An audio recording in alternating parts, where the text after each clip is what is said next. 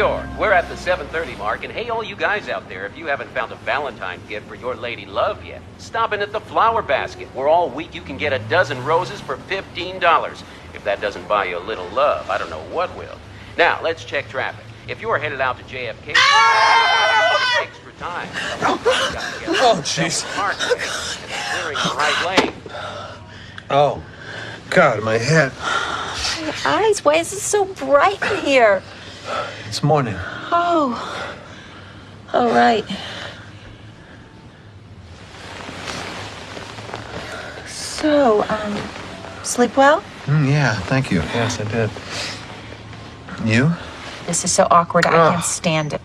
Where is that stupid therapist when we need him? He was supposed to help us get along better in the office, not get along really well in a queen-size bed in the... at the Pierre. I mean, Well, this is good. This is good because, we needed to relieve the tension, and we got that over with. yeah, but $419 a night. Yeah, Martha Stewart better be on her way up here with breakfast, naked. Can't believe it's been 10 years since we were together like that. I mean, did my butt get any bigger? No. Oh, God, no. Oh, okay. Your butt's... I mean, you look fantastic. And ba-boom. Hey, how was I? You were great. You were great. Yeah, all right. Hey, New York, still great. Woo! Wow, I can't believe it's been 10 years since we were together like come that. Come on. We were always compatible in bed. Well, not just that. Hey, remember we used to sit in front of the fire? We would read together. Steinbeck, yeah. And we danced great. I mean, that's very important. Right. And we always loved the smell of a fresh newspaper more than anything else. Although you always took the front page first. Well, that was just because I was the first one up and I had to make the coffee. When you weren't on an airplane going who knows where, chasing some story, yes. Now, what was I supposed to tell Rabin? I can't do the interview. Oh, God. Whoa. We cannot be in a relationship. It's a disaster. Yeah, you're right. You're right. You know what? It wouldn't be fair to Abby, one divorce per family. That's all you get. Tell you what, here, give me a hand. Let's make a pact, okay? It goes no further than this. Okay, deal. Now, I'm going to get out of bed right now, and I don't want you to look, okay? What do you mean, don't Another look? pact. We No, I don't want you to look, Mike. All right, fine.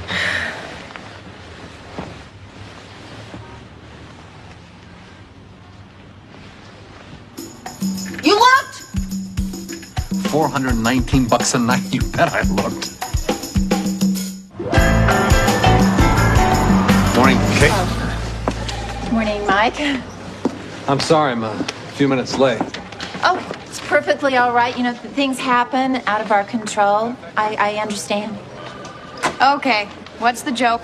There's no joke. Can't two people be nice to each other? Sure, people, not you two. Wow, that therapy really worked. When you shrink their heads, they have smaller mouths. Yeah. I'll take all the credit for that. Thank you very much. Yeah.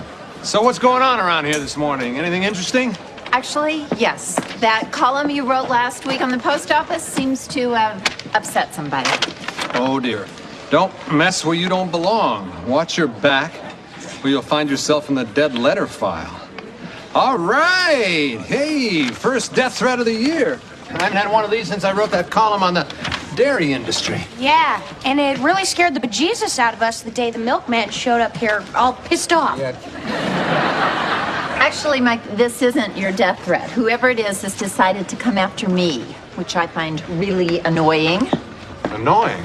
No, child-proof caps are annoying. This is something else. Hey, come back here. There's a wacko out there that says he wants to kill you? I think you should think about having a bodyguard until this blows over. God, I just hate the idea of some big doofus following me to the bathroom. Look, don't be stupid now. We have to think about Abby. Our daughter is living with you, and this guy might find out where that is. Although it does work for the post office, probably wind up knocking off your neighbor. I know. That's why I asked the paper to find somebody for me. Good. Yeah, I spoke to business affairs, and they're going to take care of it. Although I don't know which is worse, getting a death threat or having to have a conversation with Leo. He is so weird, you never know when he's there. Whoa! Oh, you keep doing that. And you keep doing that. Mike? Yeah, Leo? Well, your bodyguard is on his way over. And I just want you to know for what this guy is costing, we could have hired a professional. I'm kidding. I don't think cost should be the main consideration here, Leo. I just wish I had time to shop around. That's all I'm saying. You're not hiring a plumber. This is not about finding the lowest bidder, Leo. What if something happens to me? We get our money back. Kate, I'm not an amateur. Let me ask you something, Leo. I've had lots of death threats. How come you never paid for a bodyguard for me? Well, I just figured you could hold your own against a gallon of low-fat milk. Look, I want to make sure that bodyguard is with her 24 hours a day. Excuse me, Kate, your bodyguard's here. Time to kiss my private life goodbye. Send him in. Come here. Listen, I'm serious. I don't want this guy to let you out of his sight. Kate Montgomery? Hi. Brian Campbell. I'm your bodyguard.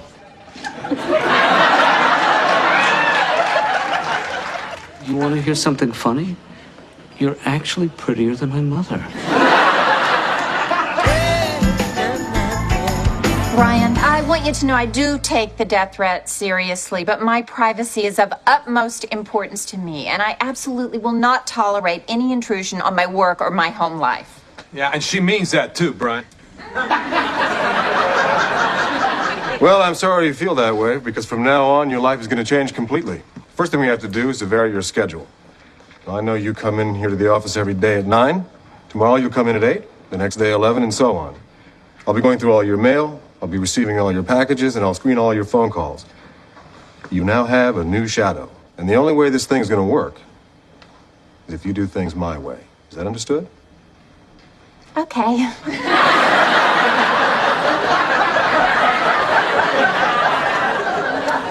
It's all very impressive, Brian, but what actually are your credentials? I mean, let's face it, any security guard at the Children's Museum could decide to go in the bodyguard business. But I think you ought to know that this could be a little more dangerous than keeping order at the giant magnet. And you are? Logan, Mike Logan. Perhaps you read my column. Do you read the newspaper, Brian? I read 5 newspapers every day. The New York Times for international coverage, the Wall Street Journal for financial, the Sun for city news, the Washington Post for the op-ed page, and the LA Times for Dilbert. I love Dilbert. Brian, this is my ex-husband. Mike. Mike. Oh, I see. Oh, come on, what is that? You think I'm the one making the crank calls? Oh, why would you say that? Oh, come on, isn't it the ex-husbands who are always the prime suspect? Oh, you tell me. It's not Mike, I'm certain of that. All right, fine. You just gonna accept that? What kind of bodyguard are you?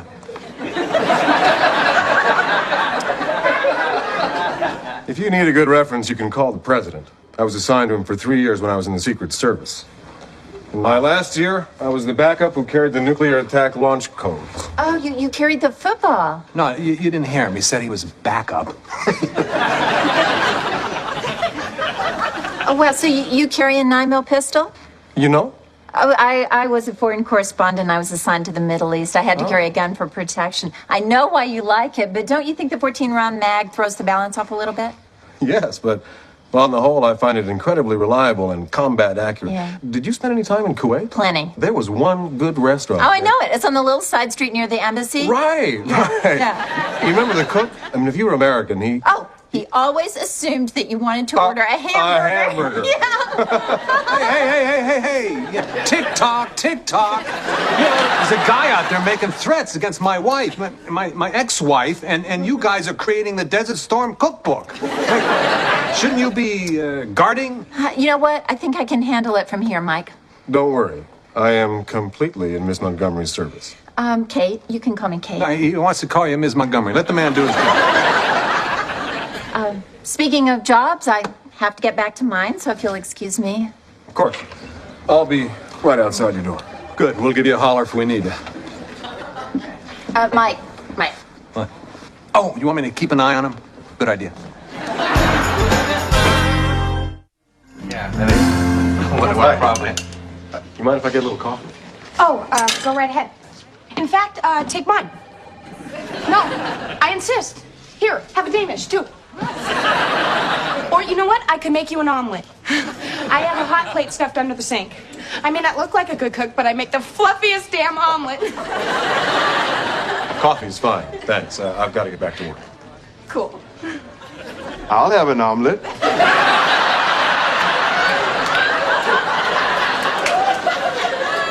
Yeah, right. Oh, man, you know, I would give my eye teeth to wake up one morning and look like that guy. Preferably on the day of my high school reunion. What do you think, Ernie? Think I could ever look like that? Oh, sure, if you went to the gym every day. And the gym was called the New York Fitness Center and Magic School. All right, move it, coming through. You look bad. Big surprise. I was covering an awards party last night for the Discovery Channel. Damn nature freaks. Right in the middle of dinner, they decide to show a film on the mating habit of elephants. I'm sitting there enjoying my risotto, and all of a sudden I look up, and there's Dumbo in all his male glory. Wow, it was breathtaking. I'd never seen anything like it. Anyway, the male elephant is chasing the female elephant, and she's running like crazy. And finally, he catches up to her, jumps on top of her. 10 seconds later, it's over. And I just kept thinking, oh, how bitter is she right now? So, have you heard? Kate got a death threat, and now she has a bodyguard. Check it out. Okay, I'm over the elephants now. I think I'll send death threats to myself. What are you guys doing? You know, what's the big fascination? He's a guy sitting in a chair for a living. Big deal. Do I detect a little jealousy? Are you kidding me? Jealous? You know, come on, he's a bodyguard. That's one step up from being a crash test dummy. Okay, so I'm off to lunch now. I'm right there with you. Oh, Brian, do you really think it's necessary to be with me when I'm having a business lunch? Well, it depends on where you're going. I'm going to the Four Seasons. Well, a great restaurant. I think it's definitely necessary. What's he doing? Helping her on with her cook? Is that part of his job description? They have an outstanding wine list, you know. There's a 1975 Haute Garonne, full-bodied and intense, with an almost smoked leather finish. It's really lush. No problem, buddy. He's gay.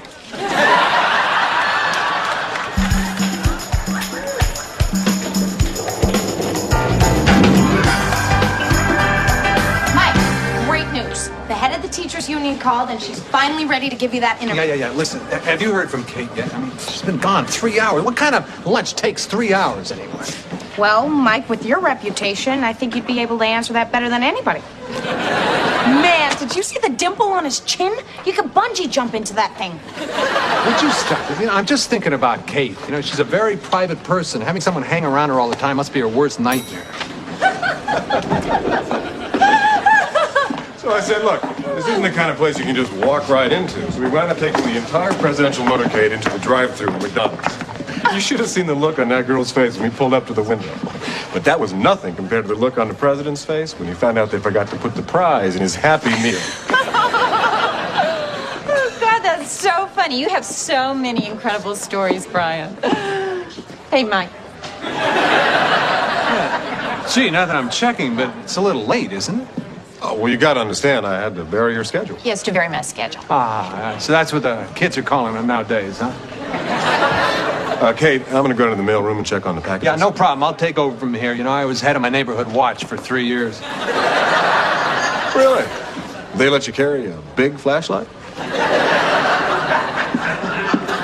Bye, Brian. Yeah, checking on the packages. For what? See if his decoder ring arrived yet? I have to go do my work now.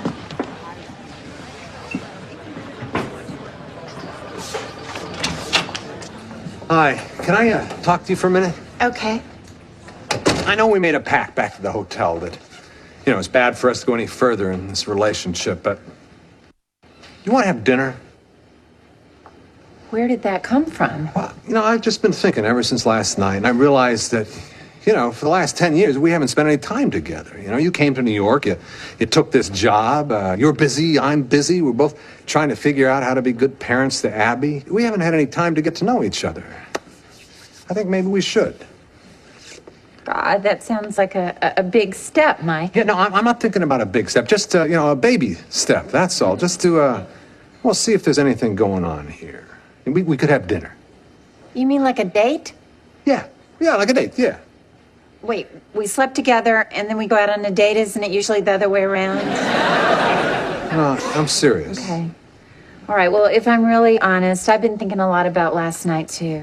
Usually when I think about you, I have this big ugly vein that pops out in the middle of my forehead. This time it was different. I think maybe we do owe it to ourselves to see if there's anything there. Okay. Okay. You just won yourself a dinner for two at our favorite little bar across the street. Neutral territory. Right. 8 o'clock? 8 o'clock. All right. And Mike. Yeah. I'm kind of looking forward to this. Well, you should. I'm quite a catch.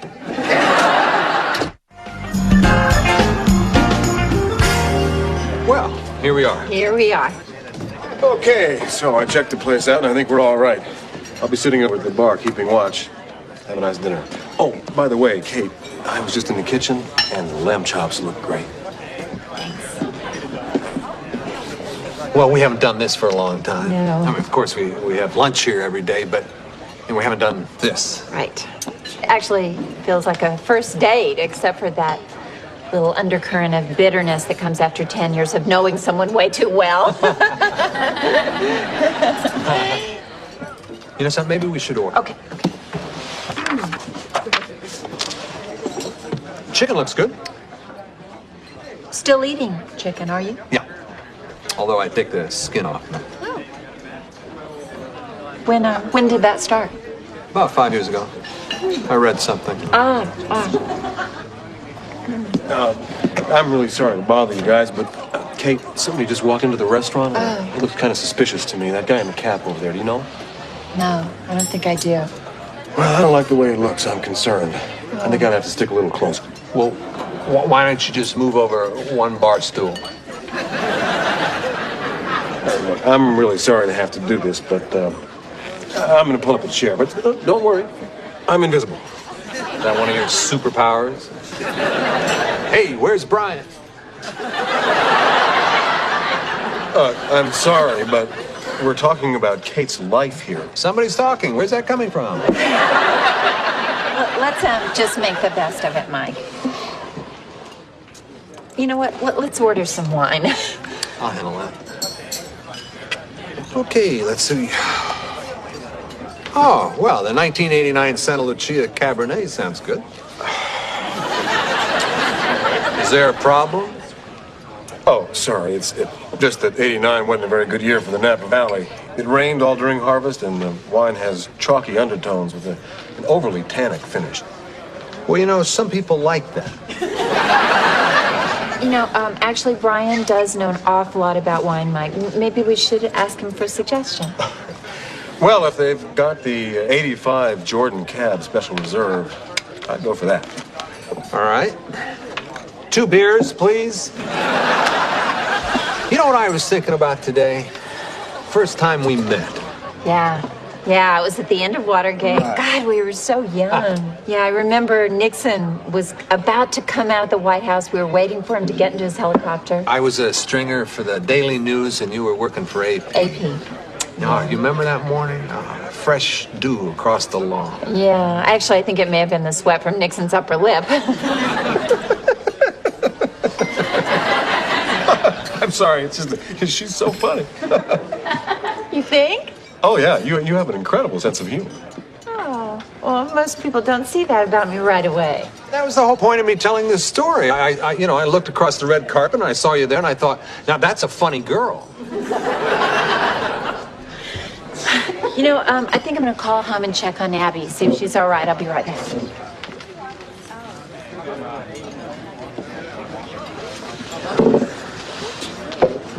So, Brian, interesting how life works out, isn't it? I mean, take Kate and me, for instance. We've been divorced for 10 years, and yet we still have all that chemistry. I guess for some people that never goes away. Yeah. What about you, Brian? Are you married? Nope. Got a girlfriend? Not at the moment. Boyfriend? New York City, you know, you gotta ask. I just haven't found the right woman yet. And you still haven't found the right woman yet, right? Brian, we have a problem. There's a very creepy message on my machine. I think you better listen to it.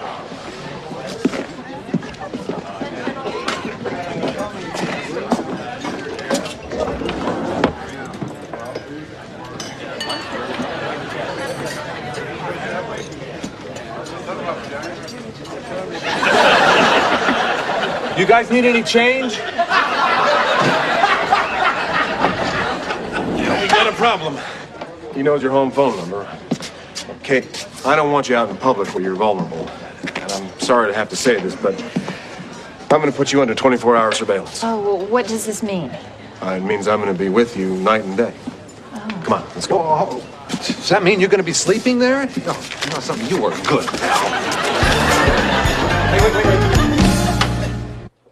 I'm sorry this didn't go the way we planned, Mike, but I had a really nice time anyway. Me too. Maybe we can do this again soon. Yeah, I hope so. Well, good night. Good night. Good night, Mike.